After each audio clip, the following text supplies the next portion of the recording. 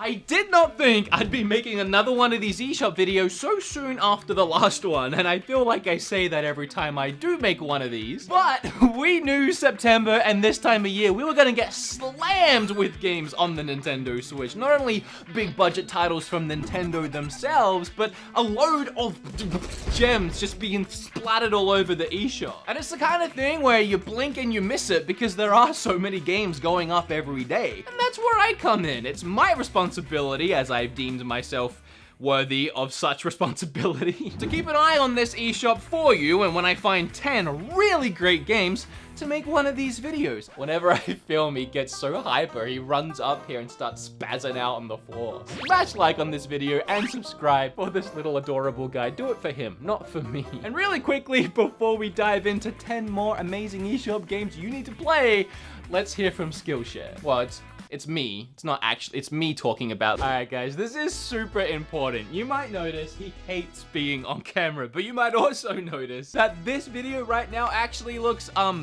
good. And the sad thing is, it's the same camera I've been using for like 2 years now.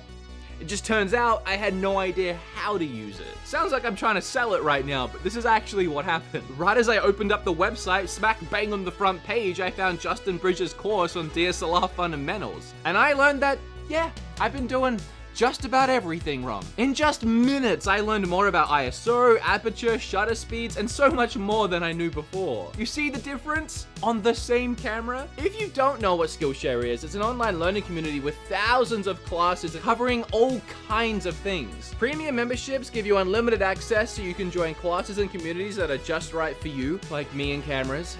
And it's also super affordable. An annual subscription is less than $10 a month. And Simon here, who you can now see in crystal clear quality thanks to Skillshare, wants you to know that if you use my specific code down below, you'll get 2 months free. So you can learn all you need to know about cameras and then bail, but don't tell them I said that. Thanks to Skillshare for sponsoring this video. Now let's talk about some games you should play on the eShop. Between that Indie Direct we had a few weeks back and myself yabbering on about this game, there's a chance you've at least heard of Risk of Rain 2. But there's also a pretty good chance you still have no idea what Risk of Rain 2 actually is. In fact, when I was first told about the game, I said, what? A game where you just kind of standing around hoping it doesn't rain? Diving back into my own meme for a second, Risk of Rain 2, it truly is an addictive kind of game. It's a multiplayer roguelike that has you pick between a cast of characters and every character has different movesets and abilities. Then you and up to 3 of your other friends, if you've got them. I haven't managed to get a full party yet, but if you have 3 friends, y'all slug it out in wave after wave of enemies, as the difficulty increases from easy to straight up laughing in your face. The best part, and I mean the best part, is that the game is full of loot and a huge variety of items to find throughout each level. Every item not only has some unique, crazy ability to power up your character in a multitude of ways, but something I really appreciate is the items actually attached to your character model. Health packs to your hip, ukuleles to your back. By the time you hit that last level, you'll have more things strapped to your person than I have games that I'm addicted to.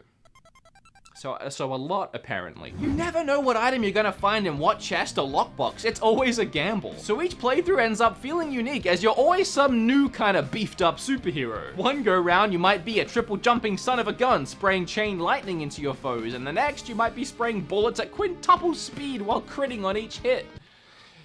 Didn't breathe through that entire part. There's an item for everything, and it's so much fun. Oh, and I know it's getting a physical in November, but I kind of forgot about that while I was writing this video, and it's still digital only for now, so screw you, it's my video. Now, y'all know I love me some VR, and by far, one of my favorite VR experiences so far has been Super Hot, which I can't think of that name without saying it that way. It's a game that really makes you feel like John Wick, as you dual-wield pistols and throw ashtrays to crumble the minimalistic red glass enemies that are trying to not alive you. Stay monetized, stay monetized, stay monetized. The best part in all of this, time only moves when you do. So yes, you can literally Neo Matrix dodge those bullets if that's what you're into. Honestly, Super Hot in VR is so frigging cool. I never saw myself being able to play it outside the virtual reality space. So I decided to give it a crack when it surprise dropped on the Switch a few weeks back. And shocking no one, it's still really good when played with your standard Joy-Cons and buttons. In fact, I found myself having a lot more control over, well, myself. On PlayStation VR, I was constantly dropping out of camera view, not being able to pick up weapons on the ground while I'm getting shot in the face. And trying to successfully throw anything in VR is just a nightmare. On Switch, I'm actually able to play the way I wanted to play in VR, and it's still really, really fun. Even if I don't feel as cool. So where is the challenge in a game where you can freeze time and bend reality to your will? Well, you are stupidly outnumbered and outmatched by loads of enemies. Sure, you can dodge bullets, but you can't dodge a barrage of bullets when there's nowhere to hide. Try, die, repeat again and again until you get so good beating that wave of enemies to a pulp that by the time you actually beat them, it will appear as if you're really reading the matrix of the game, and it's just about one of the coolest feelings you can have. Yeah, still better in VR, but still worth it on Switch. Sydney Hunter is a game. But it's a game created and developed by a good friend of mine, John, aka Gamester81. This guy is old school cool. He's had a retro gaming YouTube channel since way before I even considered starting YouTube. In fact, John was the first beautiful human to ever give me a shout out on this platform about 6 years ago now. Wow, time flies. Wow, I'm getting old. Oh, and he knows his retro games. I mean, the man runs his own retro video game convention in Phoenix, so who better to make a retro-inspired video game than the man who literally is named Gamester? Also, you better enjoy this game because I've heard if you don't like it, he comes to your house and he slaps you in the face, and you don't want to get slapped by those hands. Alright, enough about John. How's the game? Sydney Hunter will scream Super Nintendo and probably Indiana Jones vibes right in your face. The gameplay is smooth, with loads of hidden references and Easter eggs to other games of the past scattered throughout. Like this second boss, who is literally a Mega Man boss and should be approached as such. He was pretty hard.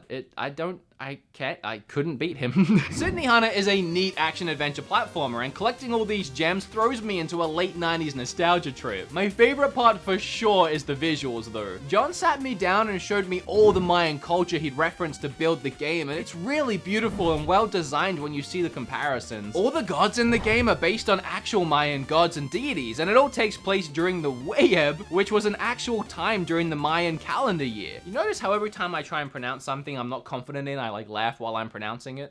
That's how you know I don't know what I'm saying. The passion behind this game can be seen so clearly, and for that, this game is absolutely worth it. Also, the man gave me a shout out when I had like 4 subscribers, so it's time we repaid the favor by checking out his game. It's like full circle. The circle of life. Hotline Miami Collection. Do I really have to break this one down for you guys? Do I really? What am I doing with my face? I'm surprised it took this long for the Switch to see the Hotline Miami games. I mean, we already have quite a few games like this on Switch that have performed really well. Regardless, I'ma keep this part short. I mean, the less amount of time I show this awesome gore fest in my video is probably better for my ad revenue anyway. Sure, it's pixel art, sure, it's somewhat of a basic premise, and sure, the synthwave soundtrack that pumps through each level is just about the best 80s inspired music I've heard in a video game. But does that make both these games in the collection pack worth the price? Yes, all those things and more, yes. What you're seeing on the screen right now is pretty much the entire game for both of them, and even after finishing both of these adventures, you'll wish there was more levels to play. Buy it, download it, play it, enjoy it, or not. Blasphemous is a game I've been excited for and following for about a year. In fact, back in November of last year, I made a little video about indie games coming to Switch you might not know about, and this was one of them. It's nice to see all these things coming full circle today. And you know a Kickstarter game has potential when they ask for $50,000 and they get $330,000. And what did they do with all that extra cash? Polish up an already promising game into something truly spectacular. Some people have referred to this game as a mix-up of Dead Cells and Hollow Knight, and I would agree, but I would splash in some Dark Souls into it too. Blasphemous is a non-linear hack and slash adventure, and I'm not sure why it isn't described as a Metroidvania because that's what it is. Oh, and the art. Oh my lordy, the art. That's my favorite part here. I barely even know what to say. I mean, just scroll down their Kickstarter page and you can take a look at some of these enemy animations. I mean, of course, you can look at them in the game too, but if you stop and stare at them for more than a second, you'll die. So this is an easier way of doing it. Animated pixel by pixel, it's some of the best work I've personally seen since the Metal Slug series. But the gameplay, as a big slap in the face, the more you die, the harder the game becomes as guilt overcomes you and restricts your abilities. This is truly one of those games for sadistic individuals who enjoy punishing themselves in the worst of ways. It's fantastic and I love it, and I am gonna stick to other games that don't make me hate my own existence. How are you liking the video so far? You enjoying it? You're still here? Well, have you hit like yet? Probably should. I told you at the start of this video that this list was gonna be one of my favorites because of the games, man, the games. And that continues into this next one, Creature in the Well. I love when a fresh new indie game comes my way that has some exciting original concept I haven't seen done before, and that's exactly what Creature in the Well does. Have you ever wanted to play a hack and slash game and a pinball game at the same time? Well, now you can. Visually, Creature in the Well exceeds itself, with backgrounds fit for framing around your house and colors that pop so hard they might actually crack your Switch screen. Then there's the actual game itself, which will have you crawling through 8 different dungeons armed with various weapons and objects you use to bash balls around the screen, hitting targets and solving puzzles. It's exhilarating grouping together a few balls, grouping up a few balls and slashing them around, building up energy and momentum before sending them flying towards bumpers or enemies. Creature in the Well might be the most unique game in today's video, and for that reason it might even have somewhat of a learning curve for new players. But it's a game that deserves appreciation for standing out above the rest. Okay, so Rad takes place in a post-apocalyptic world, and I know what you might be thinking. Oh my gosh, how many games take place in a post-apocalyptic? I don't want to hear it. Look, Rad doesn't just take place in a world that's long been nuked away. It takes place in a world that's long been nuked away twice. Yep, everything was destroyed, rebuilt, and nuked again. That scared the living crap out of me. And all the nuking explains why there's so much genetic mutation going on in this world, and it also humorously sets the tone for the entire adventure. This game was developed by a personal favorite studio of mine, Double Fine. The same studio that made such games as, well, this one. But also Psychonauts, Broken Age, Brutal Legend, Connect Party. Alright, scratch that last one. It's clear to see this studio loves their humor and pop culture references, so that's exactly what you're gonna get in Rad. You know, as well as awesome roguelike gameplay. Most of the world is too dangerous to live in, and it's your job to do your best to fix that. Even though the more you fix, the more mutated you become. So really taking one for the team there. Your main weapon here is a baseball bat, and kinda like in Risk of Rain, the mutations you find along the way are both random in where they're found and what they can do, with many different kinds of super powered up abilities that almost make it worth having that second head. While this game is tough and you'll be dying quite a bit out there in the wastelands, much like in games like Dead Cells, your collected currency can be banked and used to upgrade yourself for the next go round, making this game that much more addicting. We really need a different word for that at this point, like a code word or something, like banana. Speaking of games I'm surprised didn't get a physical, Bulletstorm exploded onto the Switch, surprisingly the same day as Risk of Rain. Which makes sense, I guess, because they were both published by Gearbox. That's 2 games all of a sudden from Gearbox? It kind of makes you wonder. Hey Gearbox, you got eyes on the Switch right now. Got anything else planned? Portable Borderlands hype aside, we can all enjoy another first-person shooter in the meantime, Bulletstorm. And nowhere near enough people have played this gem. It initially released back in 2011 on Xbox 360 and PlayStation 3, and as a huge Gears of War fan, 21-year-old me at the time and my friends were all really hyped for Bulletstorm, a game made by the same team of people, and let me tell you, it lived up to its hype big time. This is one of my personal favorites from last generation, and I'm so happy to see it performing this well on Switch, as it's by far one of the most impressive ports so far. So just grab it already and start lasso whipping enemies towards you and then shotgun blasting them in the face and getting those sweet arcade style points for the headshots. Oh, and apparently Duke Nukem is in this game now. You know how Duke Nukem like swears all the time? There's no real getting around that. Well, he also swears in the trailer for this game. The trailer which Nintendo uploaded to their official YouTube channel. So yes, ladies and gentlemen, the official Nintendo YouTube channel now officially has the F word on it. I swear I had another game for this part of the video. I can't remember it. even write it in the script. I literally missed. How did I do this? It was a horror game of some kind.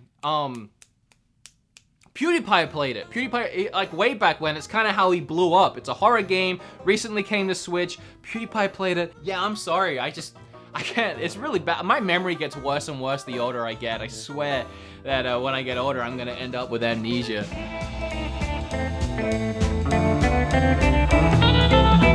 Look, Castle Crashers barely made it onto this list, as it released the day I was writing the video up. And if I didn't add it into the video, I know every top comment down below would be, you forgot Castle Crashers because it just came out. So this is gonna be the only time that I'm reviewing a video game without actually having played it.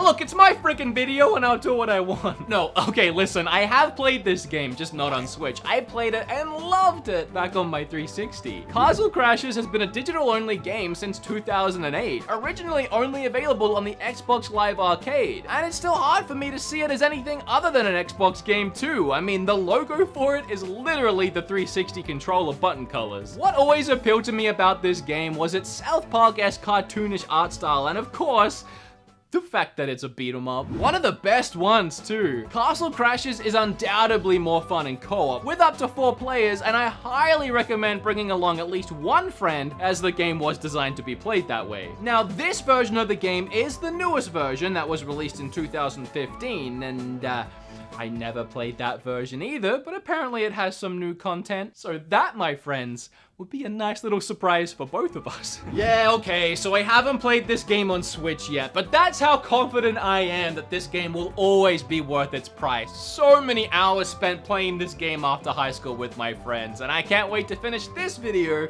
so I can finally play it on Switch. But I hope you enjoyed this video and found something you want to play. If you like this video, please, just give it a big old slap at that like button, hair flip, all over that subscribe button, and if you want that on a t-shirt, you can get it. I don't have a way to end the video, but